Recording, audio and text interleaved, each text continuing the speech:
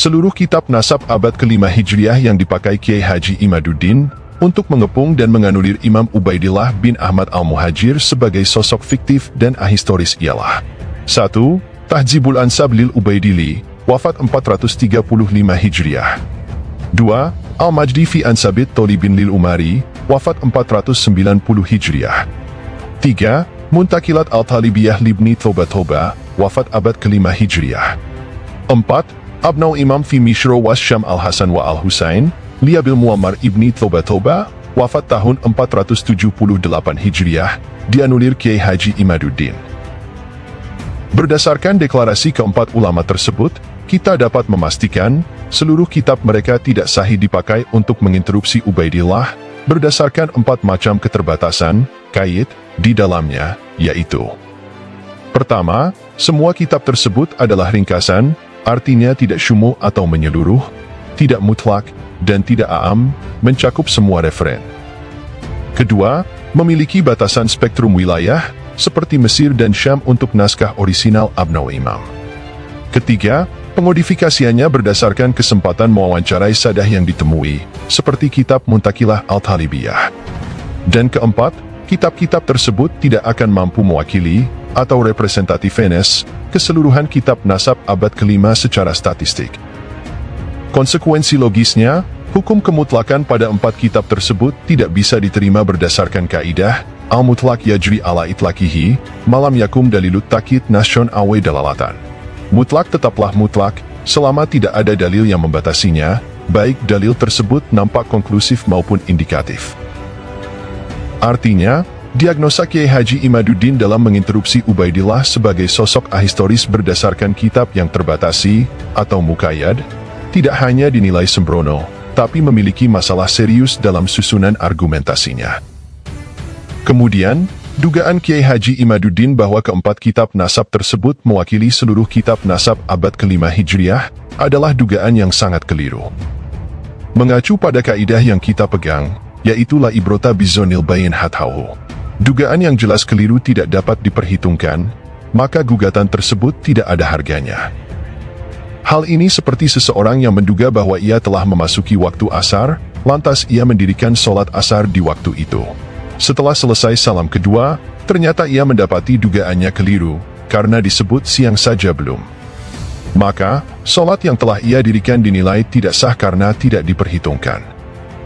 Ditambah, klaim bahwa keempat kitab nasab abad ke-5 tersebut merepresentasikan seluruh catatan sadah dan syarif di seluruh dunia, ialah klaim yang mengandung kemungkinan lemah, atau waham. Mengacu pada kaidah la ibrota litawahum, suatu hal yang masih mengandung kemungkinan lemah tidak dapat diperhitungkan, maka klaim tersebut tidak ada harganya. Hal ini seperti perempuan yang sudah suci sebelum 40 hari dari waktu melahirkan, maka tidak jadi masalah jika perempuan tersebut mandi dan mendirikan sholat.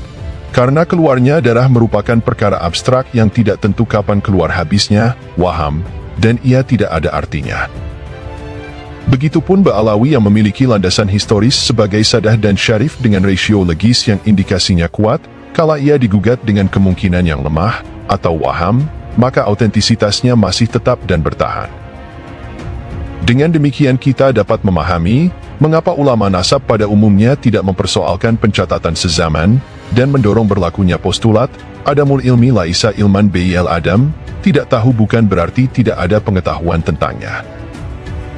Maksudnya, ketiadaan penyebutan di dalam literatur yang ditemukan di internet tidak selalu berarti ketiadaannya secara faktual.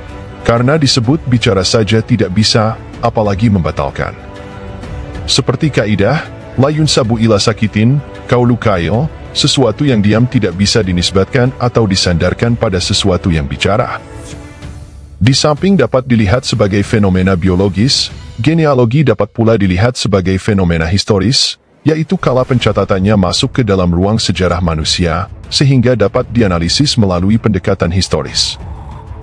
Sebagaimana ilmu pengetahuan pada umumnya, kesarjanaan historis terikat pada prosedur penelitian ilmiah, sehingga tidak boleh dikerjakan asal-asalan.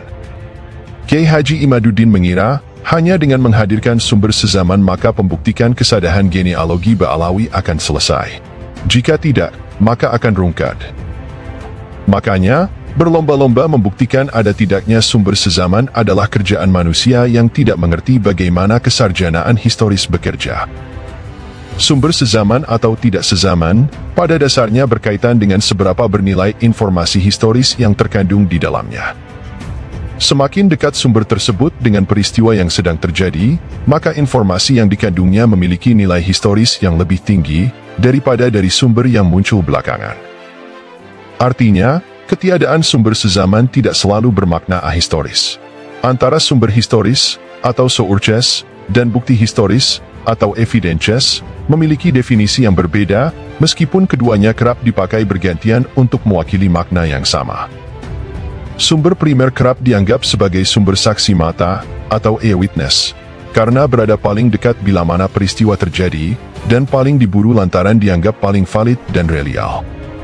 Kendatipun demikian, bukan berarti sumber sekunder tidak berarti apa-apa.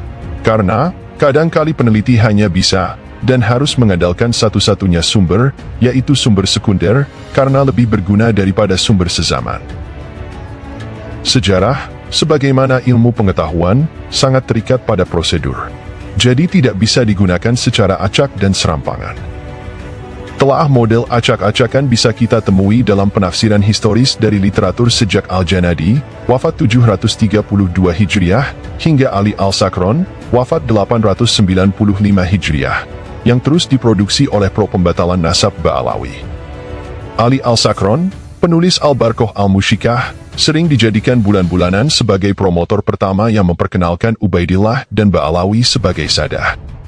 Tak sedikit pula kita dapati tuduhan Ali Al-Sakron sebagai pendusta, pembohong, dan penginterpolasi sejarah Ba'alawi secara sengaja.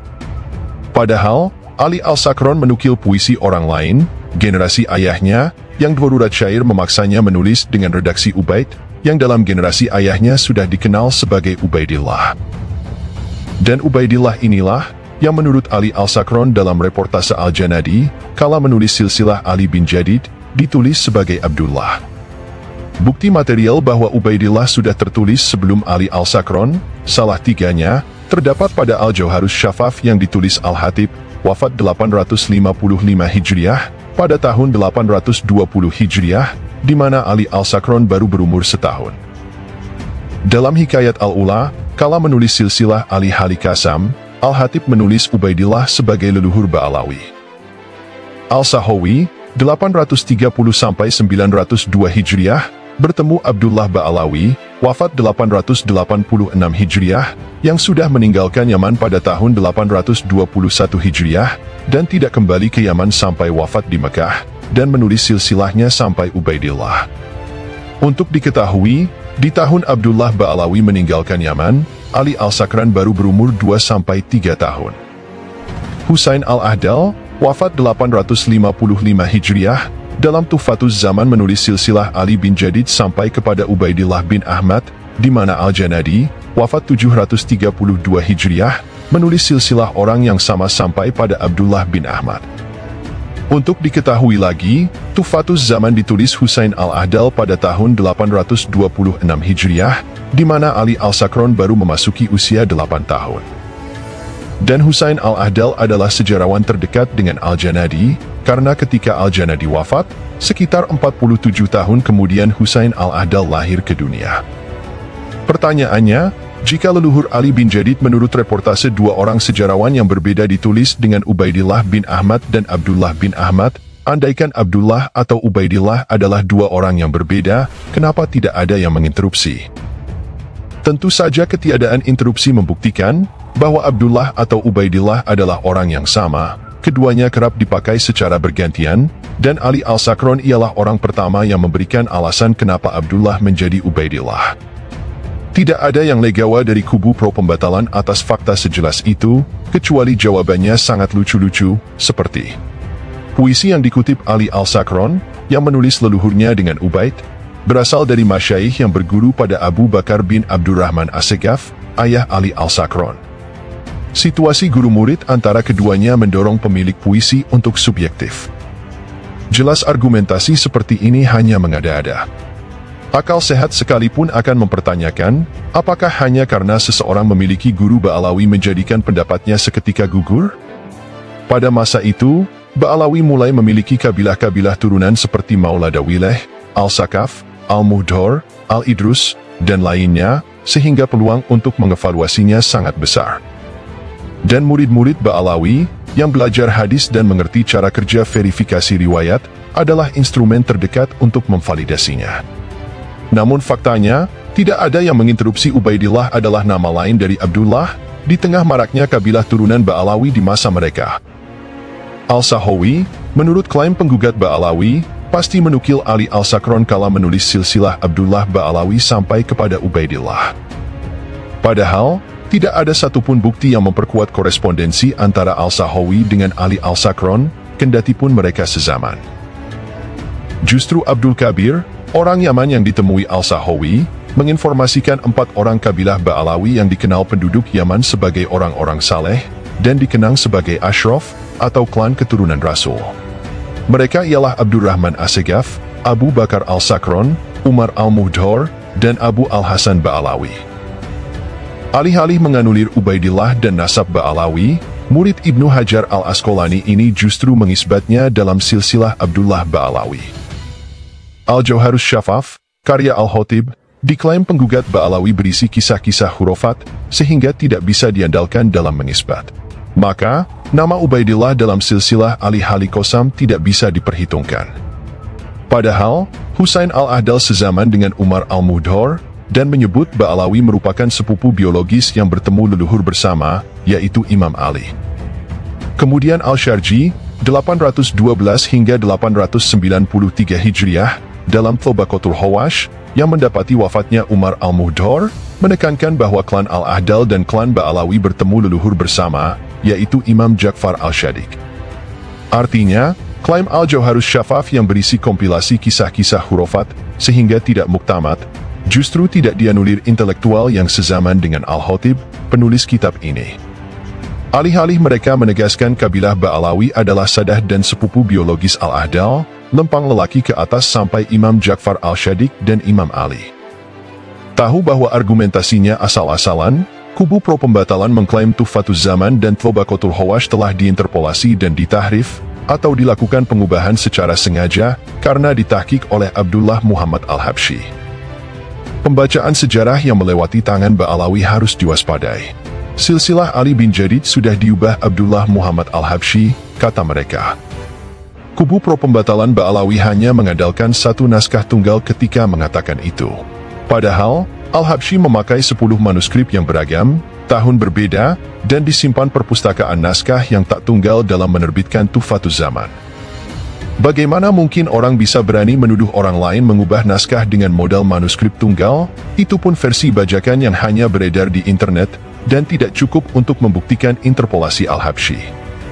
Kubu pro-pembatalan Ba'alawi pun gagal menunjukkan tahrif yang dilakukan Al-Habsyi, karena sebelum Al-Habsyi menerbitkan Tabaqatul Hawash pada tahun 1406 Hijriah, redaksi yang sama, bahwa leluhur bersama Al-Ahdal dan Ba'alawi ialah Ja'far Al-Shadiq, justru tertulis dalam naskah yang diterbitkan Abadi Hasan Al-Qutubi pada tahun 1321 Hijriah. Untuk diketahui, Al-Habsyi lahir pada tahun 1368 Hijriah, 47 tahun sesudah naskah Tabaqatul Hawash dipublikasikan Abadi Hasan Al-Qutubi di Mesir sebanyak 1000 eksemplar. Bagaimana mungkin Al-Habsyi dianggap mengubah naskah, jika 47 tahun sebelum ia lahir sudah ada redaksi seperti itu? Mungkinkah Al-Habsyi itu time traveler yang mampu pergi ke masa lalu, untuk mengubah naskah yang mau diterbitkan sebelum 47 tahun ia lahir? Tambahan untuk konteks ini, tuduhan interpolasi, sehingga semua orang diarahkan untuk tidak mempercayai Ba'alawi, pernah pula dilemparkan kepada Yusuf Jamalul Lail, masih hidup, dalam kitab Abnaul Imam.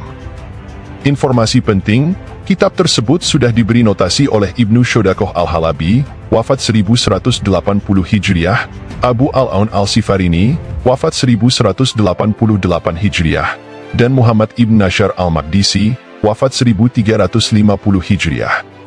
Saat Yusuf Jamalul Lail menemukan naskah Abnaul Imam, ia sudah mendapati tambahan-tambahan dari 3 orang pendahulunya. Kemudian, ia lengkapi dengan bagan-bagan, atau musyajjar, dan menerbitkannya pada tahun 1425 Hijriah. Tentu saja tuduhan pada Yusuf Jamalul Lail adalah tuduhan yang dibuat-buatkan. Bagaimana mungkin orang yang cuma membuatkan bagian-bagian nasab dituduh menginterpolasi?